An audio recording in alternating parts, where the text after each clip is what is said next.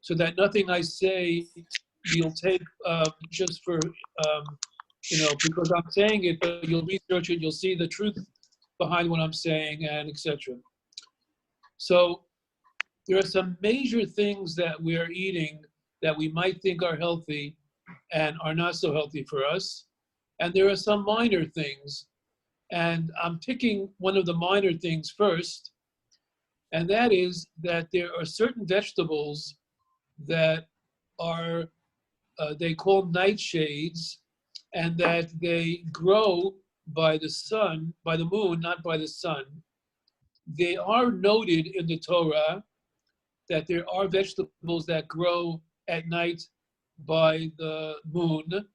The exact definition of the words to translate it into current vegetables in English is not clear, so then we rely on science, because the common denominator in these vegetables, which I'll tell you in a minute, is a chemical called solanine. So they're called solinaceous vegetables. In Hebrew, Yirakot Solanai. And people from all over the world are familiar with this. And those 5 vegetables is tomatoes, potatoes, eggplant, and peppers. Peppers like we call here gamba, or red bell peppers, red, green, yellow bell peppers. So if we look into history, we can find, for instance, that if you Google potato, a potato exists as human food for about 500 years. So since the human beings have been consuming food for some 5,700 years, only in the past short time have there existed as human food these vegetables. So they're called New Age vegetables. We know that, for instance, certain Hasidim will not use potato as the karpas, as the vegetable on the plate for the Pesach Passover plate, because of the question whether it's a shahakol bracha or a adama, whether it's a adama meaning a bracha, a blessing from growing in the ground. But you would think, what's that all about? Because a potato grows in the ground. But since the Masorah, the tradition is that they know that their ancestors didn't have potatoes, so that's why there's a question about which blessing to make over it. And that's the same with potatoes and tomatoes. Many years ago, when I was in Kansas City, Missouri, getting my doctorate in chiropractic, I actually met a man named Dr. Childers, and he was an agriculturalist for the United States government. And when he was about my age, he developed some arthritis. So somebody said to him, don't eat nightshade vegetables. And he said, what are you talking about? I'm the expert here, you're telling me? So he didn't also take it with a grain of salt. He took a sabbatical and he went around the world for a year. And he wrote this book that he actually signed for me called Arthritis, Childers' Diet to Stop It by Avoiding These Vegetables. So he writes in here, like for instance, the word for tomato in Old Italian is poison apple, or that cows, if they ate potatoes that were green, that were spoiling and green, could actually die from it. So in my estimation or my calculation, and in the way that I work in medicine, I figured that if this chemical solanine can cause inflammation in the joints or arthritis, then it's just not a good thing in general. It's a poison, and we don't want to have any poison in our body, not just because we want to suffer, we don't want to suffer from joint pain, but in general. So in my analysis and diagnosis of patients, I've been using applied kinesiology or muscle testing, which I started using over 40 years ago. And when I analyze a patient, I test them individually for different foods or vitamins or etc. So over 90% of the thousands of patients that I've checked in the past somewhat 40 years have been weakened or are not biologically okay with eating these foods. So it's not like I'm just reading a book and saying don't eat tomatoes, or some people might say you could have cooked tomatoes or you could have cherry tomatoes, which are not even real. They're all genetically manufactured. So the point is that in my own analysis, checking thousands of human beings, they are all weakened or not okay with eating these nightshade vegetables. So if you're eating a salad, like an Israeli salad, and you're including tomatoes and green peppers, etc., that's one area of which you might think you're eating healthy and you're really not. Also, just as an aside, I just remembered that tomatoes are very genetically modified. And I'm usually speaking from my knowledge in America more than in Israel, because that's where I was most of the time practicing. But you should know something interesting that you might find interesting, that there are genes or DNA of flounder fish in tomatoes. So you might think, why? Well, if a tomato crop, let's say in North Carolina, gets hit by a frost in March, let's say this sudden cold frost weather in March, and the tomato crop can be wiped out. So the farmers have to figure out how to make that tomato stronger and be able to resist a frost like that. So that's what they do in the laboratory. So they put DNA of flounder fish, which hang out on the bottom of the ocean where it's cold.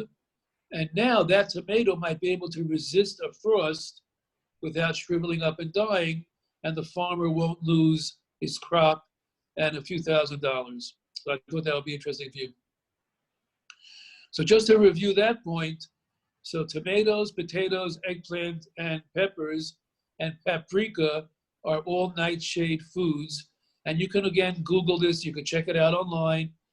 When you type in nightshades, there's 40 pages of information on that. And so if there's any controversy, whether you believe it or not, and you are listening to my expert advice, it's because I actually test people.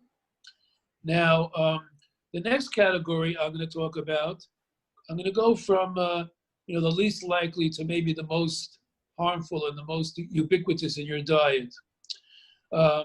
So there is a very high increase in the past number of years of the consumption of cheese in the Western world, like in America and in Israel. So cheese is an addictive food.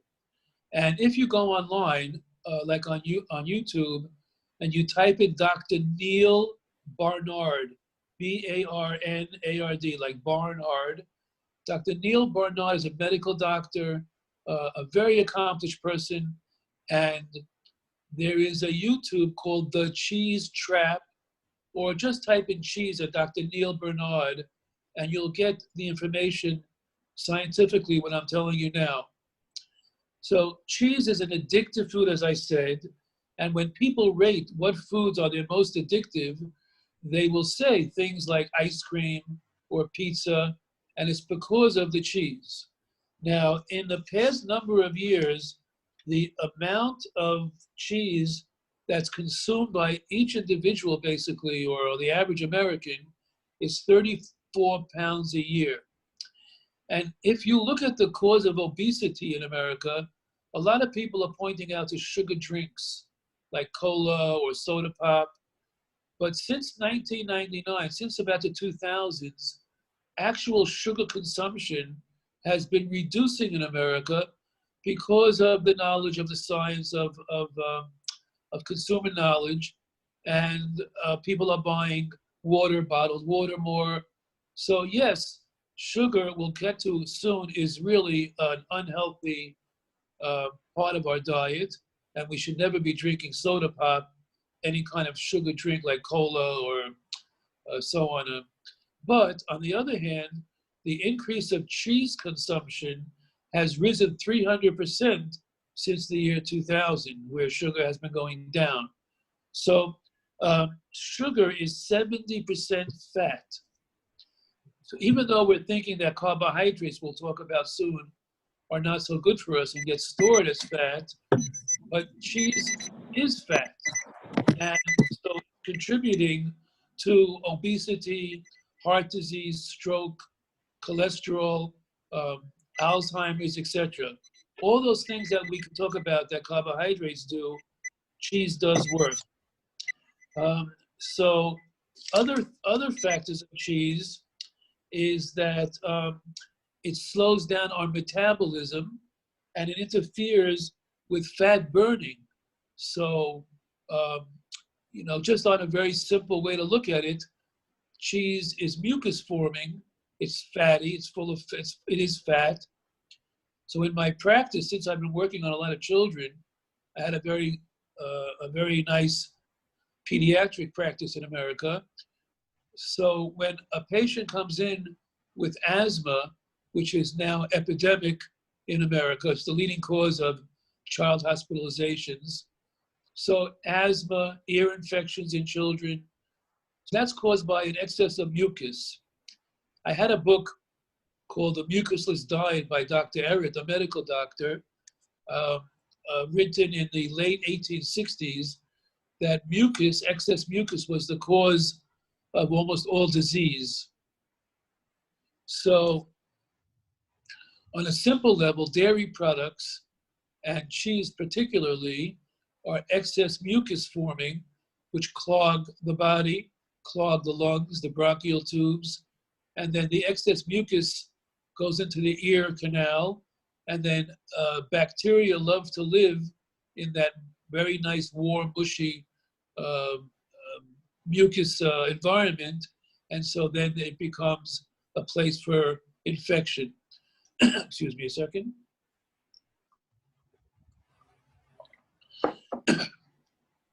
So milk products, and especially cheese, are one of those areas where if you think they're okay and you're eating healthy, it's not a good place to be. So I have a book here called A Guide for Dairy-Free, A Guide to a Dairy-Free Diet. And Dr. Brownstein, a medical doctor in Michigan, a very successful doctor, speaks not only about milk allergies, but also the fact that the milk has something called casein. It's a certain protein. So it's the protein found in milk and butter and yogurt and cheese. And it causes what's called leaky gut syndrome, where there's an intestinal disorder and an enzyme deficiency. So leaky gut is something that is much more ubiquitous, common in our generation. And we know that it's caused by other factors like gluten, which we'll talk about, but also by the casein, the protein in dairy. So undigested casein has an effect on the body similar to morphine. It affects our brain and the opioid receptors in our brain. So many symptoms of mood and brain function are caused by dairy, as well as the gastrointestinal disorder. So diarrhea, bloating, gasiness, constipation, asthma, autism, behavioral issues, headaches, chest pain, dry skin, hives, rash, stuffy nose, runny nose, sneezing. So that's all relative to dairy consumption. So now let's move to another area. When we talk about gluten, gluten is found in wheat, in grain products. The cells behind gluten are called gliadal cells. So particularly as a functional medicine doctor, I'm working on balancing hormones. And the pituitary gland is the master hormone found in our brains. And there's not that much to do to tweak or to affect the pituitary. But the next most important hormonal gland is the thyroid gland, which is found right here in our neck next to our vocal cords. Now, being in a high place of the body, it has a hierarchy and a very important function because it controls the metabolism, the energy of the body below it. So the thyroid hormones are very important. And interestingly enough, what the cells behind gluten are called gliadal cells. And for some reason, which I don't know, the gliadal cells mimic thyroid cells. So in the idea of autoimmune disease, Dr. Karzanian wrote a book, Why Do I Have Thyroid Symptoms When My Blood Tests, my lab tests are normal? The whole book and other books that I have in regard to thyroid function is regarding autoimmune disease. So also, which I'll discuss further in a little while, autoimmune disease has gone up in the past number of decades exponentially, including thyroiditis, which is a thyroid issue, and other autoimmune diseases like Crohn's and colitis and scleroderma, et cetera, arthritis. So there are definite reasons why these autoimmune diseases have skyrocketed in the past few years. But one of them is the idea that gluten is the culprit. And we'll find out in a minute what in our diets has so much more gluten in our age than ever before. But just to go back to the thyroid, when the body is detecting this excess gluten gliadal cells and attacks them, they're also attacking the thyroid gland, causing Hashimoto's thyroiditis, which is the name for the autoimmune thyroid syndrome. So it's important for many reasons to know that gluten is something that's not so great for our bodies and could be calmed down as much as possible. Now, when we talk about calming down on gluten, it leads us to the idea particularly of that very important issue in many people, and I'm sure everybody listening themselves or has family members that might be aware of this.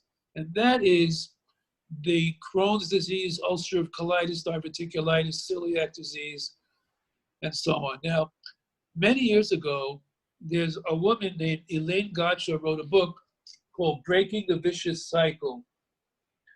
Now, she became famous by connecting to medical doctors, holistic, alternative, integrative doctors around the United States. This book sold, I guess, 1 million copies or whatever, without any advertising by the publisher, only because people were getting the book, recommended this diet, which is called the carbohydrate-specific diet, and they were getting healed from very difficult chronic conditions. I know a young man who passed away that I grew up with in Brooklyn at 21 years old from Crohn's disease, and his sister was the chief of gastroenterology at a hospital in New York. So the medical mainstream does still not have a handle on these gastrointestinal disorders, even though we know what's going on in a large percentage of the cases. But since mainstream medicine, as Joyce said at the beginning of the program, are not into nutrition at all, they just don't know. So Breaking the Vicious Cycle says to stop eating flour products. And that's, of course, wheat and spelt and barley and a little bit oats, depending on which oats you're getting. But so the patients who go off these products, the inflammation in their body soon thereafter disappears. And there is some really excellent books like this one. This guy, Mr. Conrad Kendall, his daughter was diagnosed with this dangerous digestive problem, and her health was failing. And when they were recommended a specific carbohydrate diet, she completely got better, incredible results. So he wrote this really nice cookbook with 150 delicious specific carbohydrate diet recipes. And so it's not so hard. Steak and vegetables stir-fried. There's spinach, lemon, and basil pesto, different diets, fish, etc. And it's very important to note. Now, when we're talking about excess carbohydrates, so I met and I knew Dr. Robert Atkins, excuse me. Dr. Atkins was a revolutionary medical doctor, a board-certified cardiologist, who many years ago, when I started my practice about 40 years ago, came up with the Atkins diet, which was low carbs or no carbs, specifically for the reversal of heart disease.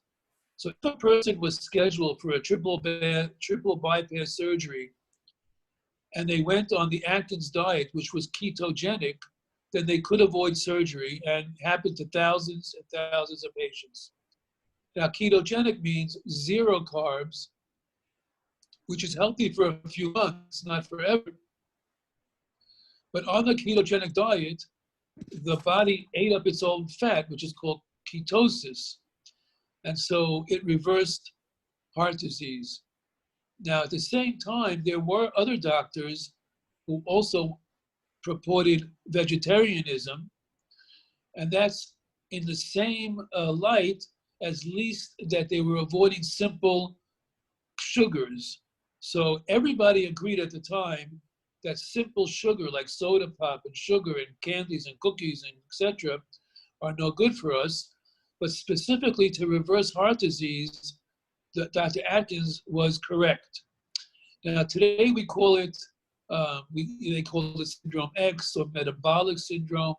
Almost all medicine acknowledges Dr. Atkins' work today, except pure vegetarians who are reluctant to eat animal products.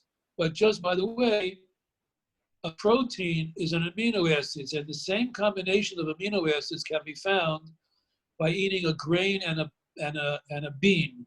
So let's say brown rice and kidney beans have all the amino acids in it.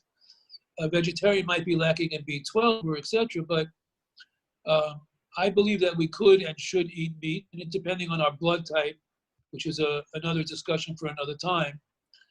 But back to so low carbohydrate or eating complex carbohydrates like quinoa or spelt or millet are okay.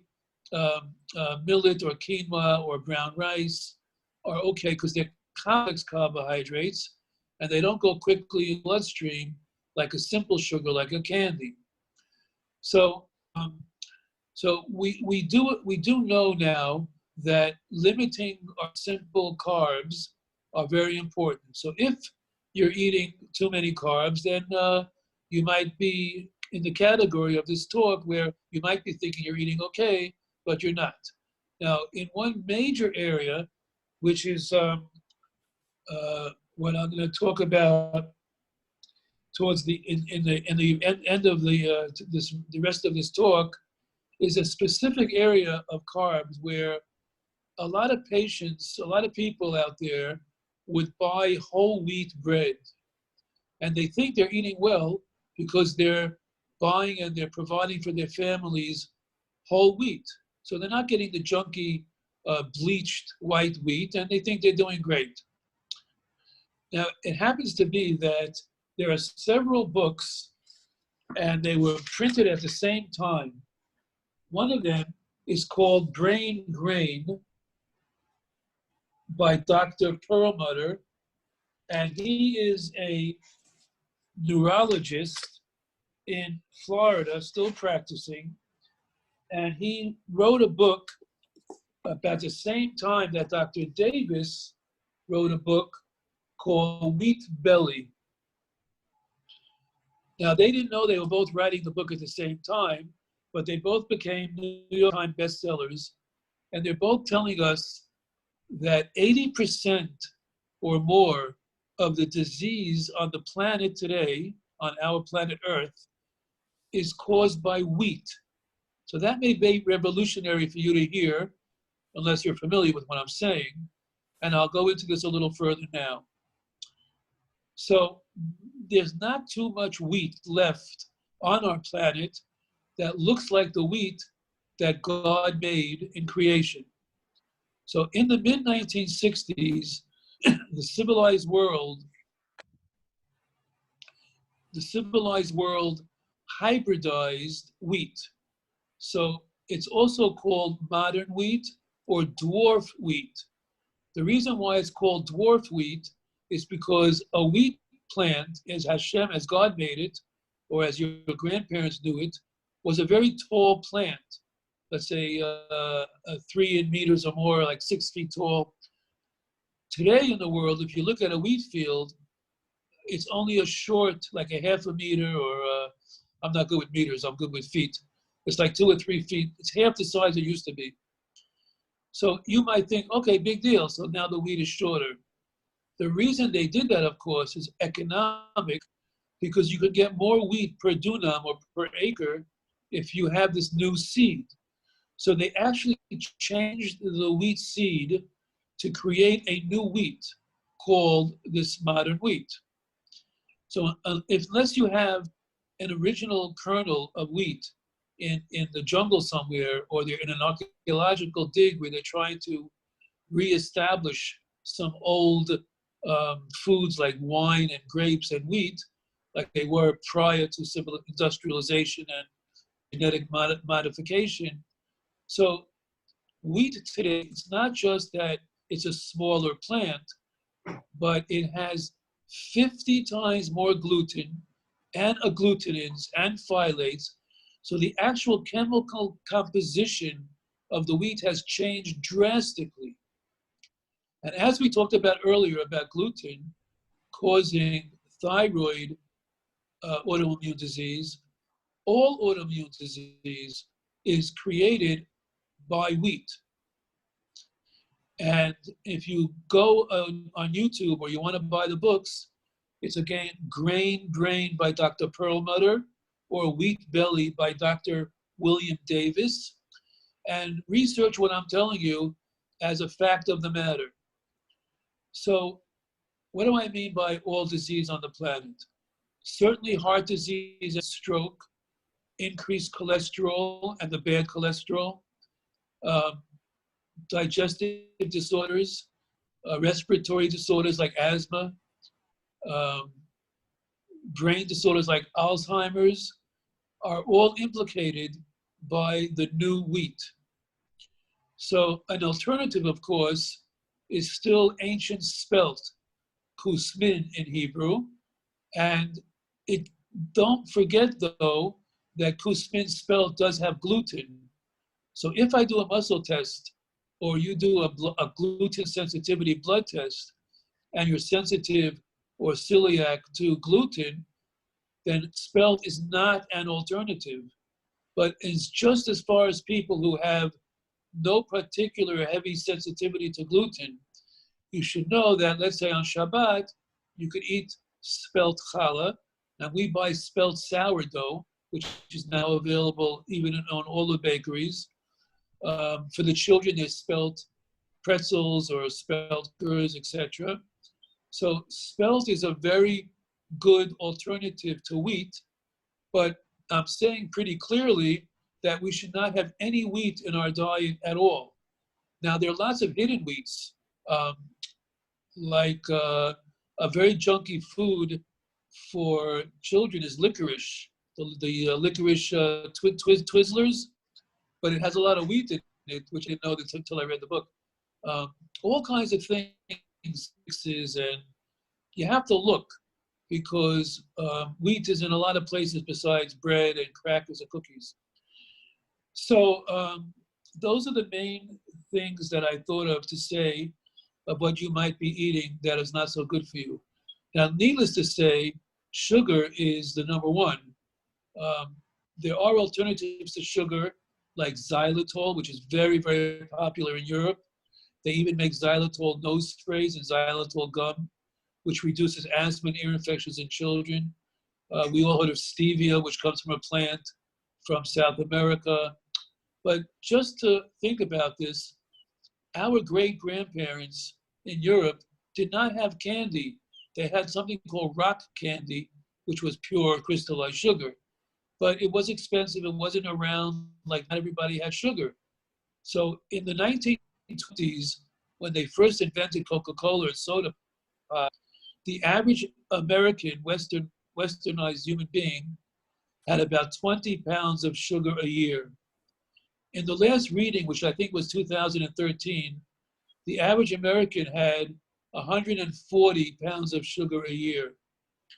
So diabetes is epidemic in America, and there are something like 1.9 million new cases of diabetes diagnosed in America every year. And that also is in children, where when I was younger in school, there was type 1 and type 2 diabetes, where type 1 was something inherent, like a breakdown of the pancreas. It was something that they call juvenile diabetes or type 1, where type 2 was something that happened later in life, like from eating too much junk. Today, many children have type 2 diabetes. It's not the juvenile diabetes that might even be an autoimmune disease, but it's just from the consumption of too much sugar.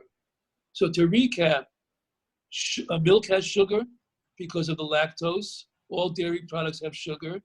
Some people are eating yogurts thinking they're healthy because they have some good bacteria. It's not that good bacteria anyway. It's not like making your own homemade yogurt. And in a non-fat container of regular yogurt, there are some 2 or 3 or 4 teaspoons of sugar just because of the lactose in inherent content. So to review some of the things we said, so dairy products are not healthy for us. Cheese particularly is extremely not healthy. Cheese also, by the way, if we look at economics and we follow the money trail, in America, when women get WIC stamps or Medicaid, the government is giving them free cheese and free milk. You can't go to a grocery with WIC stamps and get sweet potatoes and carrots. So there's a connection between the government and things that are not healthy, and be aware of that. And I'm a little bit maybe cynical and skeptical, being that's my business in holistic health, but keep that in mind. So dairy products are full of fat and full of sugar. A lot of carbohydrates and gluten are causing lots of issues in our bodies, unhealthy issues. Particularly stay away from wheat altogether. Let's see, what else did I talk about? And the nightshade vegetables, which cause inflammation in our body. So that really recaps everything I wanted to say today. And again, somebody said something about eggs. Okay, so now. What about honey? Wait, slow down. 1 minute. We will do one at a time. Better? Okay, I'll address one question at a time. I Is also honey see. any better than sugar? Wait, I'm going to say that one second. I also see on. I'm gonna answer the questions. I see on my phone that my battery is low. I hope I don't run out, because I'm not going to get up from my seat to get my charger. So I should be able to make it. If I disappear, I apologize. So now let's go honey. Honey, there are 2 kinds of honey in the world. There's raw honey from the beehive, and that has many minerals and good stuff, like bee propolis, which is clean bee food for the special made food for the bee, for the queen bee, is one of the most incredible food on the planet, on the face of the earth. But raw honey has a lot of juice to it. So if a person is not diabetic or infection Listening to him? or fungus infection, raw honey is very good. Regular supermarket, it's been filtered and cooked. It becomes like sugar. So honey could be good, not good. Only organic, and eggs I feel are very healthy food. It's an excellent protein, no fat, something called inositol and choline, which is the opposite of cholesterol actually, and also from the standpoint of brain function, inositol and choline are very good for. So I think eggs are an excellent food. Unfortunately, regular eggs are laid from unhealthy chickens, and in this country it's better than in America. But chickens don't get to move around; they're force fed. It's not a very healthy chicken. In America, the chickens are in a huge steel building. There are like 400,000 in one room. The lights are on 24 hours, and they make 2 eggs instead of 1. 1 year, they have tumorous cancer cells. You're breaking up. Oh, okay, I'll try to do better. I'm gonna take a drink. So eggs are healthy, especially organic. Dr. Bek, How's that better? How about goat cheese? Oh, good question.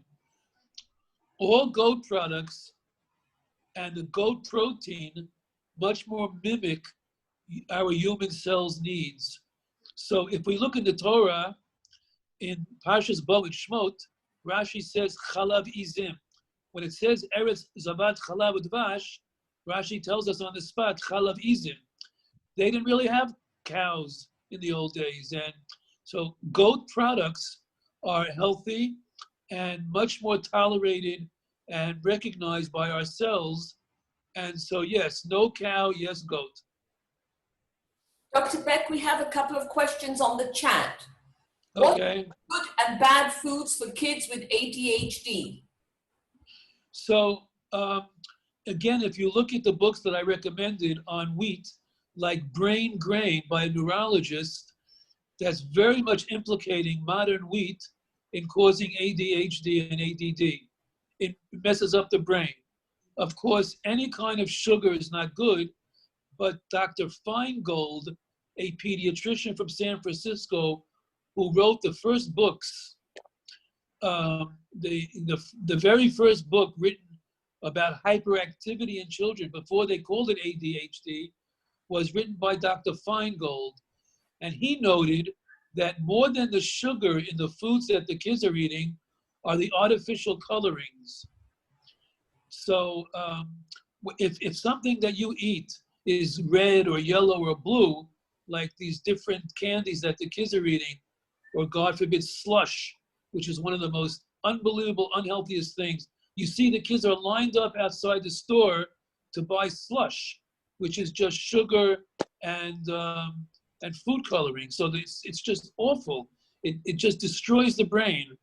So sugar, artificial colorings, and wheat, and as I mentioned, cheese, are messing up the brains. Dr. Bek, we have another question on the chat. What if we have no arthritis? I suppose they mean if they can have nightshades. Yeah, so I mentioned that in my talk that even though, so in my rational brain, I said to myself, okay, if it makes arthritis in older people, it can't be good in other ways for any age person, even a 5-year-old child, because a poison is a poison. It happened to be that it manifests in joint inflammation, but it causes inflammation in the lungs, in the brain, in the heart. So if I do muscle testing and I test any age person and they're weakened by nightshades, in my very pashut, simple brain, it says, it's a poison, don't eat it, even if you don't have arthritis. Okay, I have a question here from Rivka. What with migraine sufferer?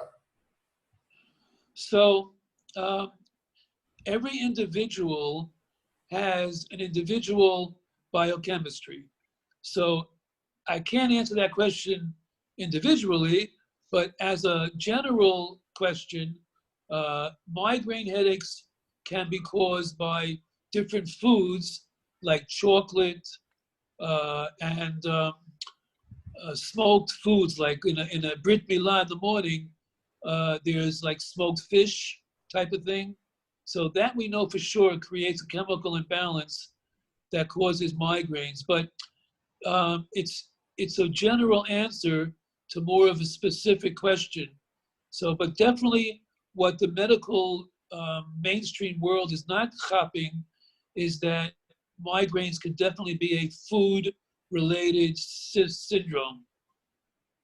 Okay, one more question. What about fruits? Any specifics to avoid?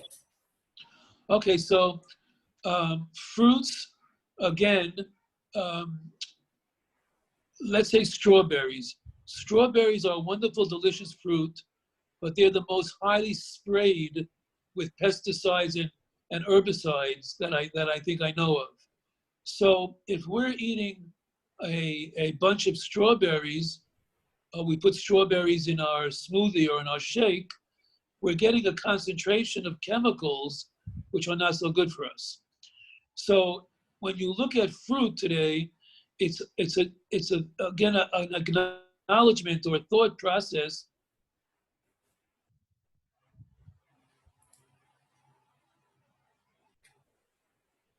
Oh dear. I think we've lost Dr. Bek. I'm really sorry. Yeah, I think so too. His battery is gone. Okay, well, I had a question for him, but I will put it on the group. And my question was, if we cannot do all of these, what are the 3 best things he would advise us to do? Well, that's great. That's a good question because I can't You ask imagine him avoiding privately any and of this let on my us know. salary. One at a time, please. One at a time. Mute yourself and unmute yourself if you want to talk. We'll put it on the. I will ask him that and put it on the group, and I will also put his number if anybody wants to see him. Contact him yourself privately. Joyce, this is Jeanette. A question about chocolates. Is there any healthy chocolates that one can eat? I'm talking not necessarily about dairy, but like powdered. I think he will say the one without sugar. Okay. You know, dark chocolate, 70%. I think that's what he would say. That's what he's told me in the past. Okay. Just wanted to say thank you to everybody from all over, from South Africa. By the way, Joyce, there is also a chocolate 88%. Excellent, delicious. Great. What's the name? And thank you, Joyce. Pleasure. Okay, next week, Mitzvah Shem, we have Dr. Rabbi Kiva Tatz. So I will post it next and look forward to seeing you all here again. Thank you for joining. Thank you so much. Thank you, Joyce. It was great. It's great. Thank you very much. Thank you. Thank Amazing. you. Thank you very much. Thank you. One thing we are having, Thank you. 1 second, we are just having a little technical trouble with the WhatsApp group that I cannot be the administrator. I'm trying to rectify that. So please bear with me. I'm going to start another group and transfer the names where I can be the administrator. Keep that one for a chat should anybody want it. Post chats on there or any requests that you have. So if you don't want to be on the chat, that's not a problem. When I've established the new group, I'll transfer the names. So I'm sorry if you're getting messages that you really don't want at the moment, but we are working on it.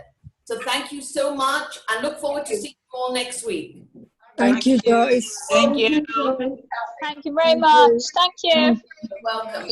Bye. Bye.